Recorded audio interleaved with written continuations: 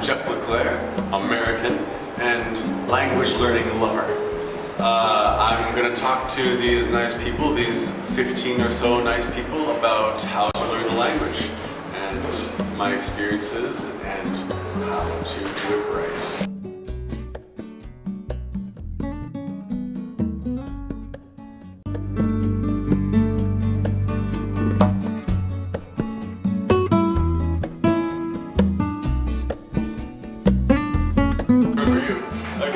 So, today we're going to talk about how to learn a new language and how to learn it effectively and as fast as you can, and probably hopefully as well as you can. So the key thing is to interact with people as early as you can.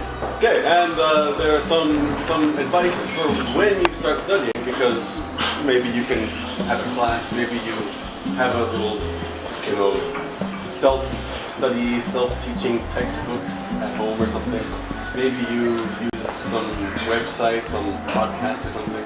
So there are lots of different methods.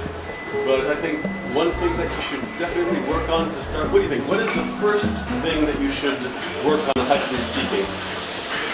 So I think that one of the most important things to work on first is pronunciation, actually.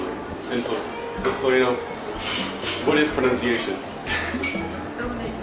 Phonetics, yeah, phonetic sounds, like saying hello instead of hello. It's important to study that in the very beginning, to try to become as good as you can in pronunciation in the beginning.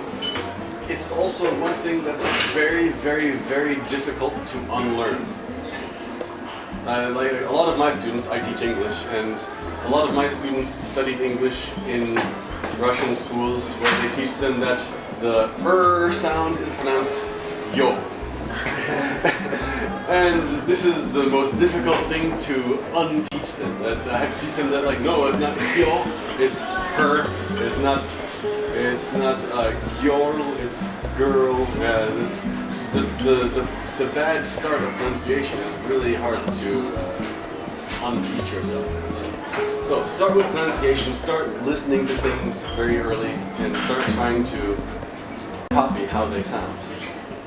When you're talking with people in this other language, if you have really, really, really bad pronunciation, it kind of sounds like you don't want to learn the language.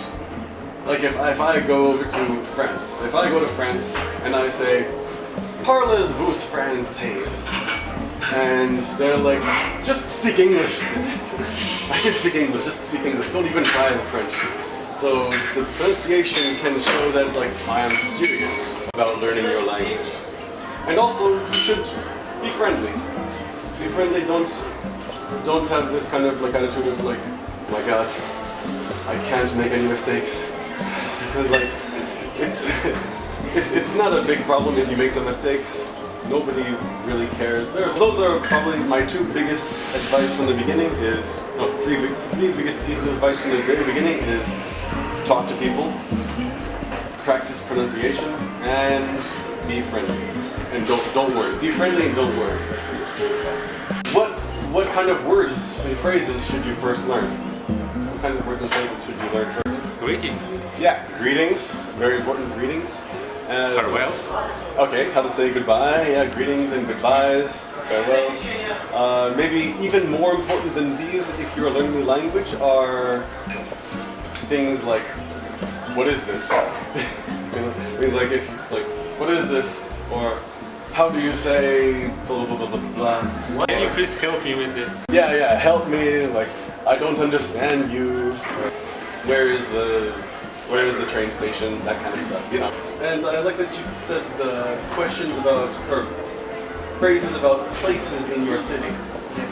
Because the kind of questions that people will ask you if they're like, "Oh, you're from Yekaterinburg, tell me about that city," Next thing, I was going to talk about buying a dictionary. So, dictionaries. So, dictionaries are very important because even if it's very hard to learn without a dictionary as an adult. As a baby, it's okay. I never needed a dictionary as a baby, but when you're in your teens or 20s or 30s or 40s or 50s, you need a dictionary because that's how your grown-up brain works. So I have here my 2 Russian dictionaries. I have this Russian dictionary, which my grandmother gave me. It's a gift from my grandmother, and this Russian dictionary. So, of these 2 dictionaries, which one do you think I use more? The small one? Actually, I use the big one almost, not every day, but at least every week now. I'm good enough at Russian, I don't need it every day. I guess if you can find a good dictionary in your telephone, then use that one. But I always like paper dictionaries. I'm nostalgic for paper. So yeah, but my point is that this dictionary is a lot better because it has examples. It could help to have like a book to study with at home, right? So you take a look at some textbooks. What should you look for in a textbook? Exercises? Okay, yeah, exercises. You want to make sure that they are practicing you. Yeah, so exercises, rules. But even more important than rules are examples. Yes, this is one thing that I hate. I am going to show you the worst textbook in the world. Last year I decided to try studying Armenian, and I got this textbook. It's a terrible textbook. It's just several pages of explaining, no examples, and it's just like telling you, we will explain that later. It doesn't tell you when it will explain it later. There's like, it makes reference to grammatical phrases that nobody knows about. They start off the book, they don't teach you how to say hello. I think a good test of a book is look for dialogues also. Dialogues or at least texts. Another thing that's terrible about this book is it has a CD. It has a CD. Now, why would you want a CD in a textbook? Practice phonetics, practice pronunciation. This CD is a Russian person speaking in Russian, telling you translations of the texts in this book. It is completely useless. Buy a good textbook, one with examples, dialogues, a CD that has people speaking in the language. Now, about materials, you can also use more than one material, right? You don't have to stick to just your class, just a textbook. You need to have like a lot of different kinds of things to study from. And of course, one thing that's very useful for this is the internet. The internet, yeah.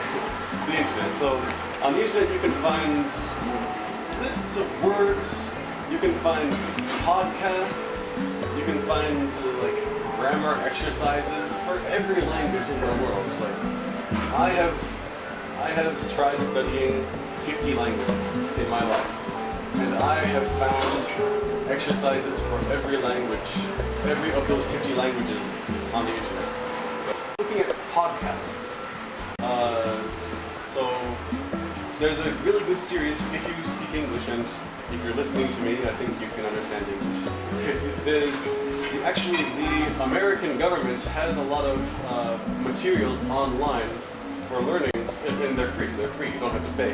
Materials online for learning languages. So there are lots of, and they're called FSI, called Foreign Service Institute, FSI. Just look up FSI language materials.